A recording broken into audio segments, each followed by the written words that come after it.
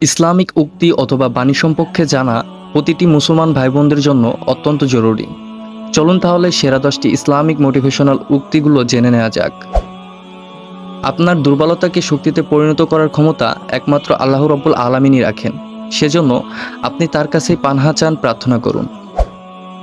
যে হৃদয় আল্লাহ রাব্বুল আলামিনের জন্য স্পন্দিত হয়, সে হৃদয় দুনিয়ার জন্য স্পন্দিত হৃদয়ের মধ্যে অপরিচিত।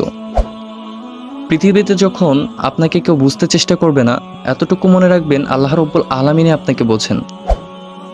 আমি আল্লাহকে সবচেয়ে বেশি ভয় পাই, তারপর আমি সেই মানুষকে সবচেয়ে বেশি ভয় পাই যে মোটেও আল্লাহকে ভয় পায় না।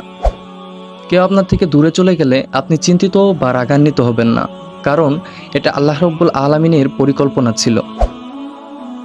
আজ আপনি যার সাথে প্রক্রিয়া বা হারাম সম্পর্কে লিপ্ত হচ্ছেন, কিয়ামতের ময়দানে সেই আপনার বিরুদ্ধে সাক্ষ্য দেবে। দুইটি নিয়ামত আছে, অধিকাংশ মানুষ যে দুটিতে ক্ষতিগ্রস্ত। একটি হচ্ছে সুস্থতা, আরেকটি হচ্ছে অবসর। রমজান মাস এবং রোজা মানুষকে আখিরাতমুখী করে তোলে। রমজান মাসের এবং রোজার পুরস্কার আল্লাহ রাব্বুল আলামিন নিজ হাতে প্রদান করবেন। রমজান মাসে সেহরি করার পর থেকে ইফতার পর্যন্ত রোজাদার ব্যক্তিদের জন্য ফেরেশতারা দোয়া করতে থাকবেন।